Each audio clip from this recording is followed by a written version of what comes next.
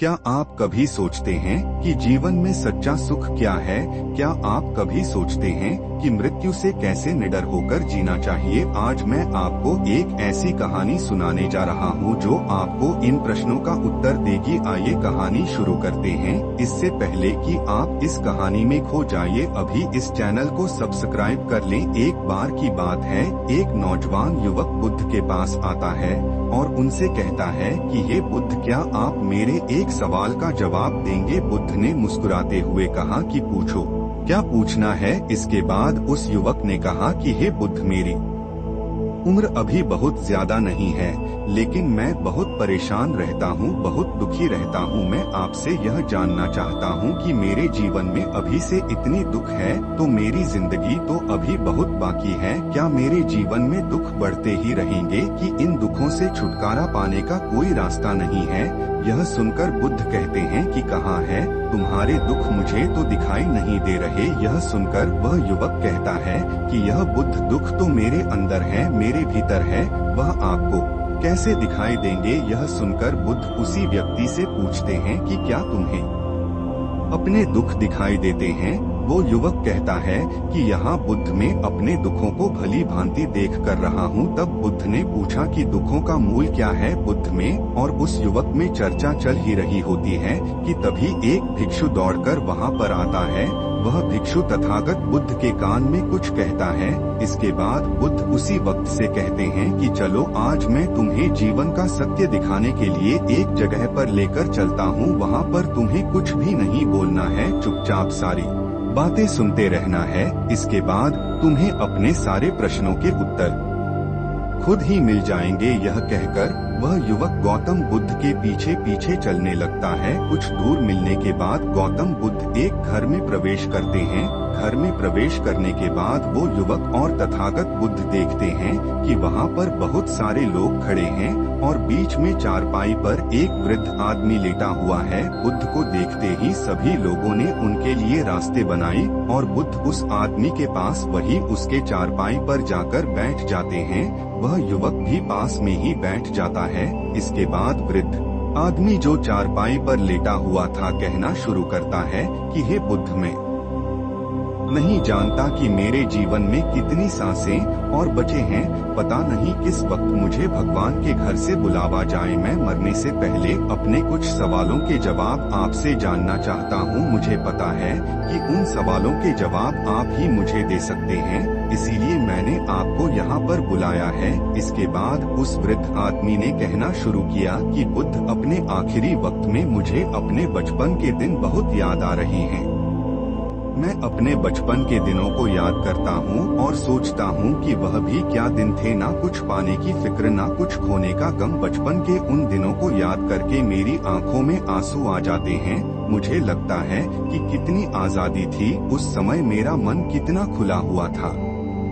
मन में कुछ भी पाने की इच्छा नहीं थी। जिस भी खेल में लग जाते थे उसी खेल में पूरे दिन लगे रहते थे। लेकिन कुछ समय बाद जैसे जैसे मैं बड़ा होने लगा, वैसे वैसे लोग मुझे जिंदगी की दौड़ में आगे निकलने के लिए कहने लगे। मेरे पिता अक्सर मुझसे कहा करते थे कि तुम पढ़ाई में अपने भाई जैसे क्यों नहीं हो, तुम दूसरे लोगों से पीछे क्यों रहते हो। यह सब सुनकर मेरा मन बहुत बेचैन रहने लगा। लोग मुझे बहुत ताने मारते थे क्योंकि ना तो मैं खेल में अच्छा था और ना ही पढ़ाई में अच्छा था। सब लोग मुझे किसी और की तरह बनने के लिए कहते थे और उन तानों से तंग आकर मैंने जीवन में कुछ हासिल करने का निश्चय किया। मैंने अपने आप से वादा किया कि मैं भी अपने भाई की तरह कामयाब इंसान बनूंगा और इसके लिए मैं दिन रात मेहनत करने में लग गया। शुरुआत में बहुत मुश्किल है, बहुत निराशा हाथ लगी, लेकिन मैंने हार नहीं मानी और मैंने खुद अपना व्यापार खड़ा कर लिया। उसके बाद मुझे कुछ पाने का एहसास हुआ। मुझे बहुत खुशी हुई क्योंकि जो लोग मुझे ताने देते थे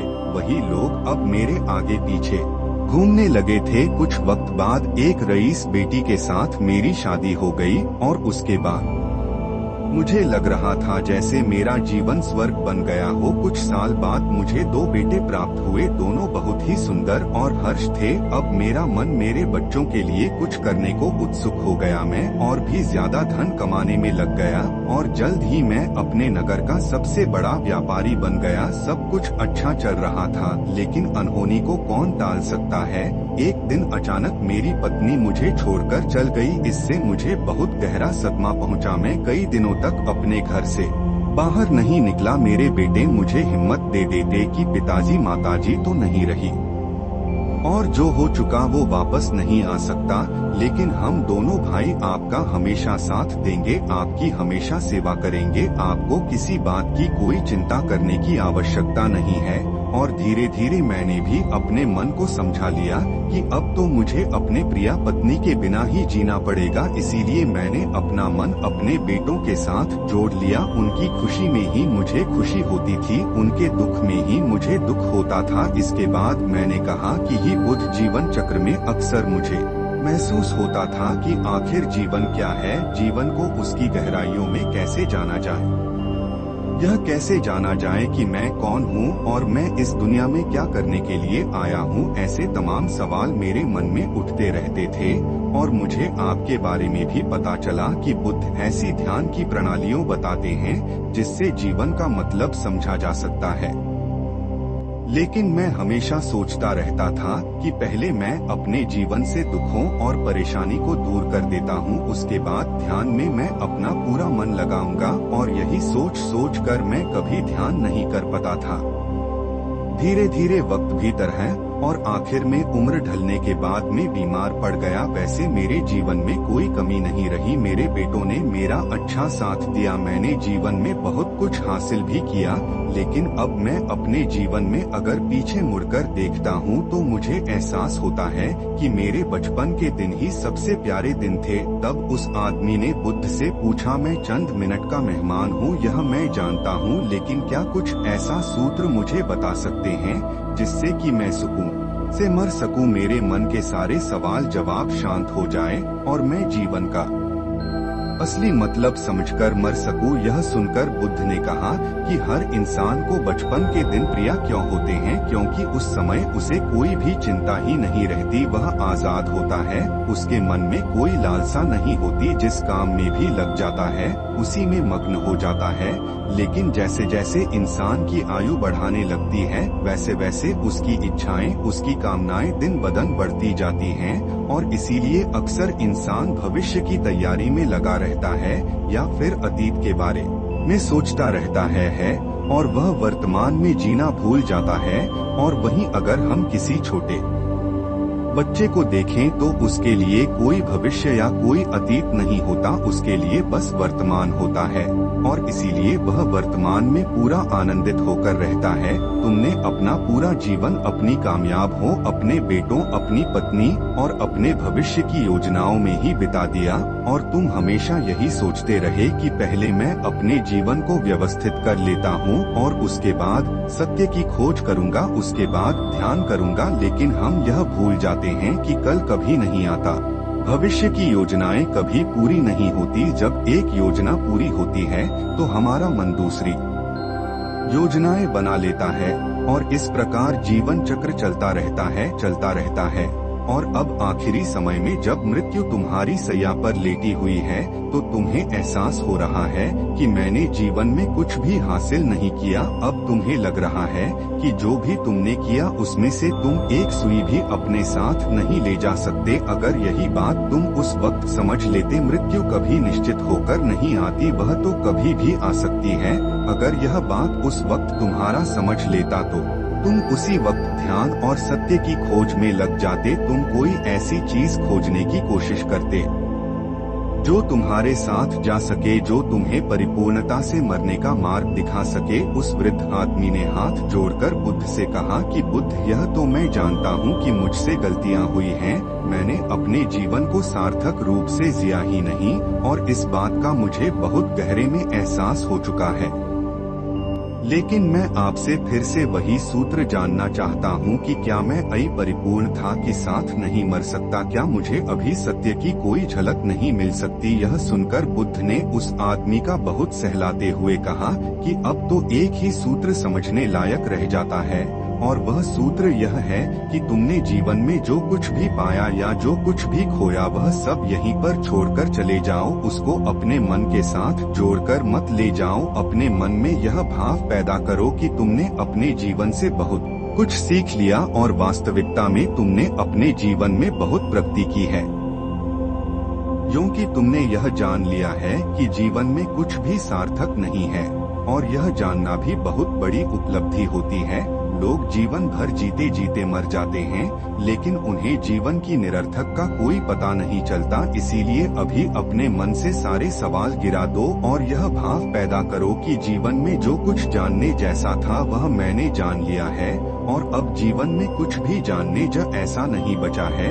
जब तुम इस बोध से भर जाओगे तो तुम बिल्कुल खाली होकर मृत्यु को प्राप्त हो जाओगे, और वास्तविकता में यही मरने की कला होती है। हमने जीवन में जो कुछ भी पाया, जो कुछ भी खोया, वह इसी दुनिया का था और वह यहीं पर रह जाएगा।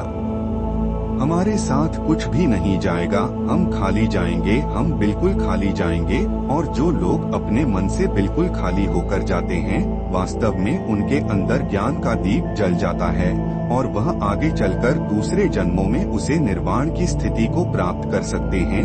लेकिन उससे पहले तुम्हें इस जीवन की निरर्थक को समझना होगा। यहाँ पर कुछ भी पाना या कुछ भी खोना कोई मायने नहीं रखता। इसके बाद बहुत देर तक मैंने कोई सवाल नहीं पूछा और वह मुस्कुराते हुए मृत्यु को प्राप्त हो गया। इसके बाद बुद्ध ने उसे नौजवान युवक से पूछा कि क्या तुम्हें अपने सवालों के जवाब मिले, और मिले तो तुम्हें क्या जवाब मिले, सभी को बताओ। उसी युवक ने कहा कि हे बुद्ध, मुझे अपने सवालों के जवाब मिल गए हैं। वृद्ध आदमी के जीवन चक्र से मैं समझ गया हूँ कि जीवन में कुछ भी पाने जैसा नहीं होता। सुख हो या दुख हो, सब कुछ यहीं पीछे रह जाता है, और अगर हम इसी चक्कर में फंसे रह जाएंगे तो हम सत्य को कभी नहीं जान पाएंगे। इसीलिए जीवन में सुख और दुख तो चलते ही रहेंगे, इसके साथ साथ चलते हुए ही हमें सत्य की खोज करनी पड़ेगी। लेकिन बुद्ध, मेरे मन में अब भी एक सवाल बाकी है जिसका जवाब जानना सबके लिए बहुत ज्यादा जरूरी है। मेरा सवाल है कि मैं ध्यान की यात्रा करने के लिए बहुत प्रेरित हुआ हूँ, लेकिन मुझे कोई मार्ग नहीं पता। ध्यान कैसे किया जाता है कि ध्यान की सभी प्रक्रियाएं तुम्हें होश में लाने के लिए ही बनी है, तुम्हें वर्तमान में लाने के लिए बनी है। अगर तुम किसी भी काम को पूरी उपस्थित के साथ पूरे एकाग्र भाव से अपने आप को पूरा इकट्ठा करके कर सकते हो तो तुम ध्यान में ही होते हो। लेकिन हमारा ध्यान इधर उधर भटकता रहता है। अपना काम करते करते वर्तमान में रहने के लिए मैं तुम्हें एक छोटी सी विधि बताता हूँ, जिसके जरिए तुम अपना काम भी कर सकते हो और ध्यान को भी समझ सकते हो। जब भी तुम चलते फिरते हो, उठते बैठते हो, सिर्फ अपने सांसों पर ध्यान लगाना शुरू करो। सांस किस नाक से आ रही है, किस नाक से जा रही है, ना कि कौन से कोने से टकरा रही है। सिर्फ तुम उसके साक्षी भर हो जाओ, सिर्फ उसको देखते रहो। कुछ भी काम कर रहे हो, चल रहे हो, फिर खाना खा रहे हो, सिर्फ अपने सांस पर ध्यान लगाओ। और यह करते युवक तुम्हें महसूस होगा कि तुम्हारा दिमाग, तुम्हारे विचार तुम्हें इधर उधर ले जाते हैं, लेकिन थोड़ी देर बाद तुम्हें फिर से होश आएगा कि तुम्हें अपनी सांसों पर ध्यान लगाना है, और तुम्हारा ध्यान फिर से सांस ऑटोमेटिक जाएगा। और धीरे धीरे जब तुम अपने विचारों को देखने लगोगे तो तुम पाओगे कि विचार विलीन होने लगे हैं। तुम्हारे अंदर बस एक खाली मैदान बचा हुआ है, सारे सवाल जवाब विलीन हो चुके हैं। इसके बाद बुद्ध ने कहा कि सांसें जो होती हैं वह वर्तमान में चलती हैं, ना ही वह भविष्य में चलती हैं, ना ही अतीत में चलती है। वो वर्तमान होता है, वही वर्तमान स्थिति होती है। और जब तुम अपनी सांसों से जुड़ जाते हो तो तुम वर्तमान में ध्यान लगाना सीख जाते हो, क्योंकि सांसें जिन पर तुम ध्यान लगा रहे हो वो वर्तमान में चल रही होती है।